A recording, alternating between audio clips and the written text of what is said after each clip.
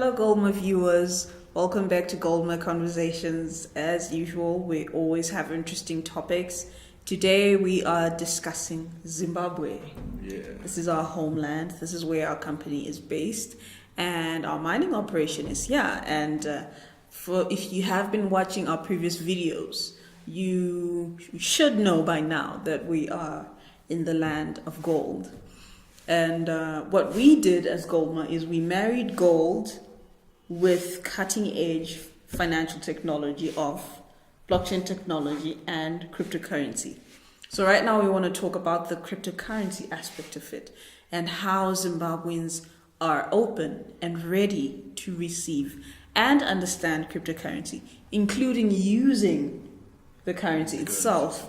Because a lot of people just think, right now Zimbabweans are somewhere in one hut, butter trading goats for chickens. Herding elephants. Yeah, but they don't actually understand that we are people that have learned to adopt based on, the hardships that we've faced. Like we've always tried to look for solutions and how to overcome those challenges. Like, for example, the cash crisis.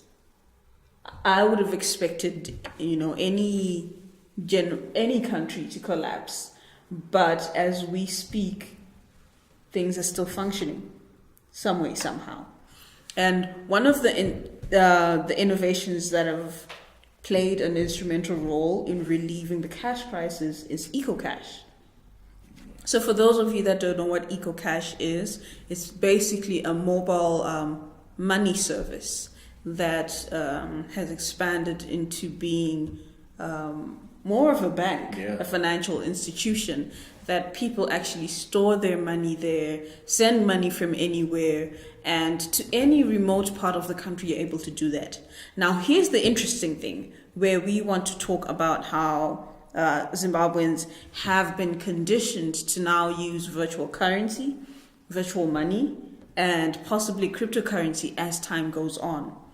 Ecocash has launched a scan and pay service where you don't need to enter any complicated passwords and codes and things like that. It's all about scanning. Right. We're going to dig deep into the article. By the way, the source is Newsday. They're saying Econet Wireless yesterday launched Ecocash scan and pay service, a big mobile commerce milestone in the country, which will enable users to scan and pay with their smartphones at the point of sale. Now, I'm sure a lot of people are wondering, well, that's not really something new. I mean, they do it in China, they do it in all countries.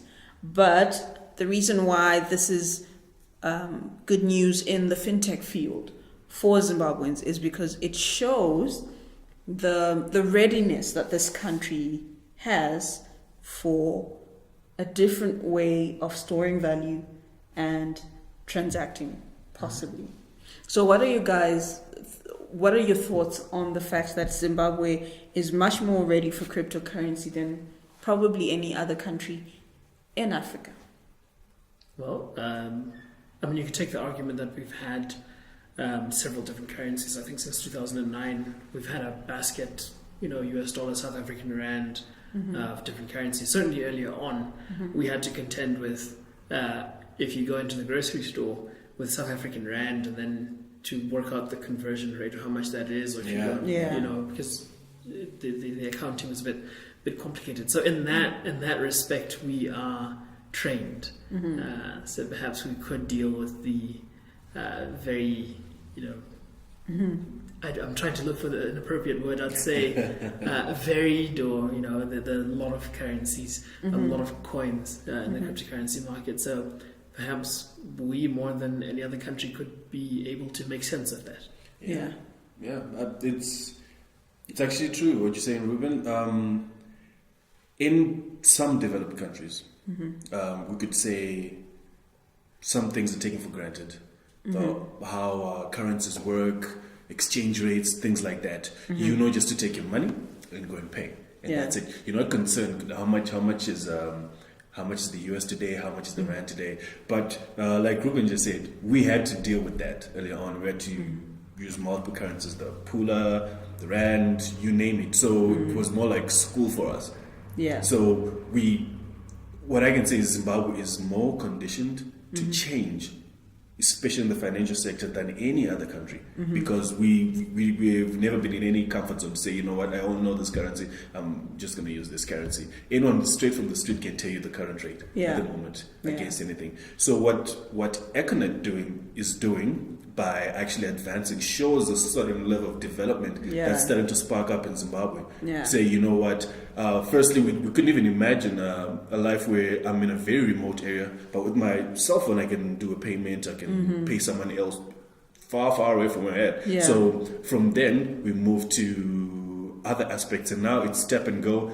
It just shows a level in which I would also want to see with cryptocurrencies and blockchain, to say that the whole complicated aspect of those things, to say, most people don't actually understand how they work. But as technology advances, easier ways. Like I remember there's an episode, Ruben, when you mentioned, I can't wait for the day where you have like a Visa card that's Bitcoin and things like that. So what's happening in Zimbabwe is exactly what's going to happen with cryptocurrency, where it's just going to be easier to say, you know what, for everybody else, you don't actually have to go on CoinMarketCap. You don't have to do all those things. You just have your currency in your wallet, or your basket of currencies in your wallet. Then you just do a tap and go, like what Econet is doing. So that actually shows that if chance is given, cryptocurrencies in Zimbabwe, we could actually become the hub. Okay. I just want to go a little bit on the negative side, because it's always there. We all know that Ecocash is not, the balance of the Ecocash, whatever amount you may have, is not equivalent to the dollar that we claim to use right now. Right? And this is something that proves as a challenge, because you can't exactly use Ecocash outside the country. So that becomes a problem, in the sense that if you're trading and there's certain, like if you're trading outside the country, or if there are things that you buy outside the country, in order for you to conduct business, it becomes a challenge. So in as much as there's that convenience, there's a problem of value that needs to be addressed, right? Yeah, that argument could be made. But I don't think that is a problem that's inherent on the Ecocash platform. I think that is a problem that comes from being like operating in Zimbabwe. Because the same argument could be made about our bank balances. You might say you have, $100,000 US dollars. It's the form or the statement is written in US dollars. But I think a lot of people watching this content will be aware that commercial banking systems sort of create money on their own. So when through the process of lending, there's new money created. So here's what's happening in Zimbabwe. I think ever since 2009, there have been a lot of loans, government borrowing and things of that nature. That there's a little bit of a variance, between the deposits in our banking system and the cash, US dollar cash, as well as electronic balances that our banks have outside of the country. That's just a functioning of of a fractional reserve money system. That sort of comes with the territory. So I say all of that to make this point, that the value question that you're asking, I don't think is a problem inherent in Ecocash's system or business model. The way it works is basically you come with your currency and you deposit it into your wallet, or now you can transfer from your bank account straight into that mobile wallet. So by opening up to that, it means that they sort of take on some of the structural problems within the banking system here in Zimbabwe. Okay. I would like to agree with Ruben. Sorry, just before you the reason why I brought that up is because I know someone's probably thinking like, yeah, but then with Ecocash, I know you think that it's convenient, that it's going to be better to pay. They're giving people a better user experience. But what about the fact that there's no value in it. So other people are sort of ditching it like, I can't really use it as a store of value. Like I can't say, you know what, I'm going to take my cash and then, deposit it into my Ecocash account, because you can do that. And then I'm going to keep it there. And a lot of people always question that. So but that's true of Ecocash. That's true of your Ecocash balance. That's true of your bank account balance. That's true of $100 United States bill. It's the same thing. It's not. It's a geographical issue where we look at it at the moment, be it political, be it whatever you may want to say it as. But as a technology, they're making headway. If one thing that could address that would be cryptocurrency. To say we only have these borders because of the institutions that we're using, which is the current monetary system that we're using. If we were to develop more to the blockchain and cryptocurrency space, bit by bit, I will tell you that situation where you can't remit those Ecocash funds elsewhere, if that's now backed by some cryptocurrency, you can now work your way around that because the restrictions are not there. So it is actually not like what Ruben says, it's not an Ecocash problem, it's a location problem, as I would like to call it. Yeah. But the solution is quite there, it just needs to be adopted, of which we said Zimbabwe is actually ripe for that. Yeah. So I see, a sort of integration. Yeah. For those who want to use their funds that are in the Ecocash and they want to use them outside, and some sort of exchange is established where you can use your Ecocash, exchange, get Ether, get out the country, use, who knows. You know what I actually think? This move that Ecocash has made to make payments easier and much more convenient, especially for people that are not tech savvy, because as much as they've tried to simplify the method of payment over the years, there are still people that don't get it. Like my elderly relatives are still not quite familiar with how to use Ecocash. And I know the app is simpler, but then you need someone who actually knows how to use an app to be able to appreciate the convenience and simplification that it brings. So to sort of have a tap and go thing, they're saying they want to, it's actually a quotation from the CEO. She's saying one of the biggest opportunities to move Zimbabwe towards that cashless and financially inclusive society lies in leveraging something millions of Zimbabweans already hold in the palms of their hands. We're excited to be the first and only mobile financial service provider in Zimbabwe to offer this innovative service to our customers, empowering them with a fast, simple, and instant payment option.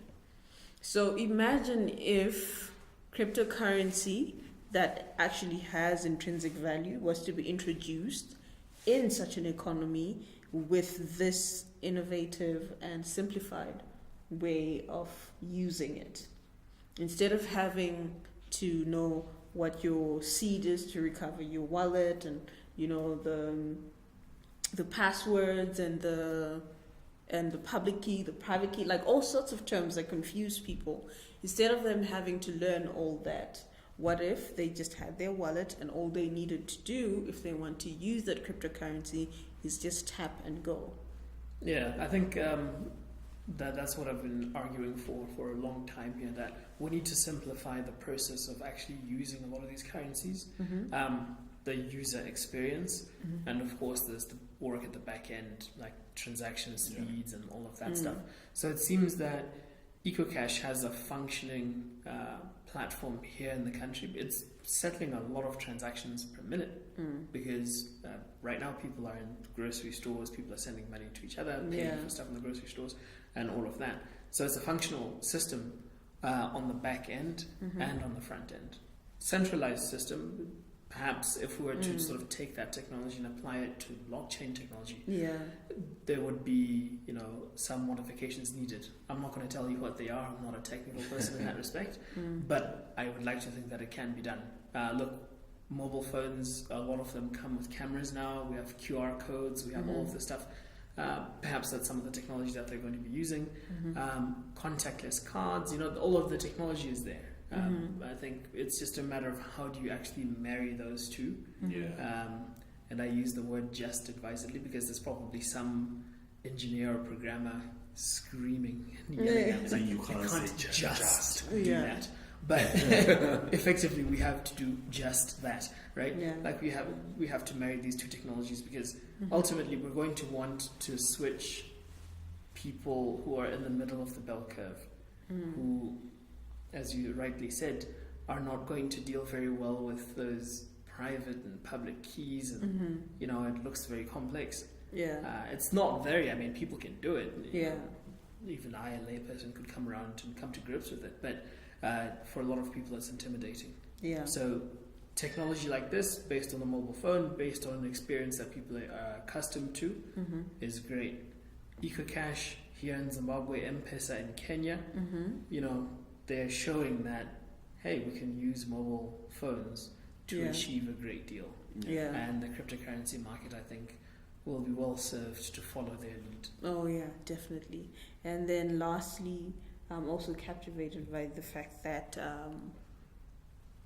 Zimbabwean people are a ripe market.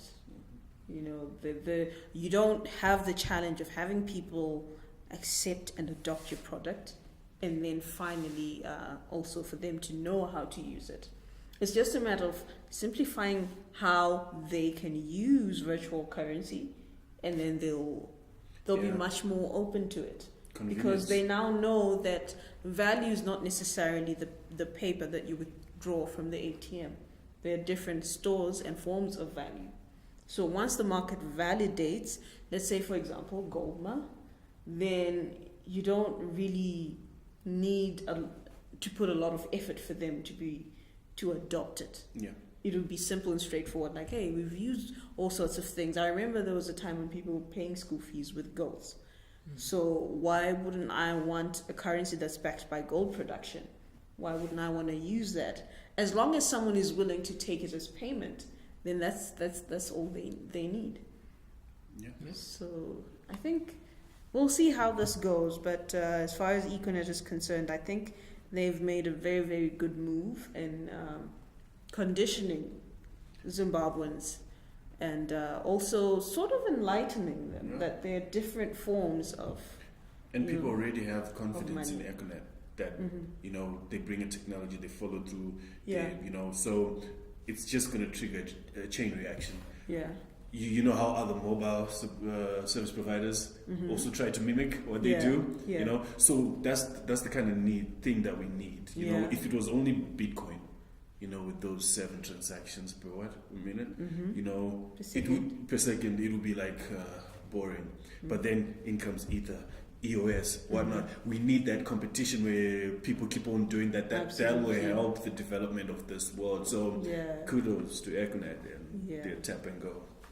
Well, that concludes our Goldman Conversations. We hope you enjoyed our discussion.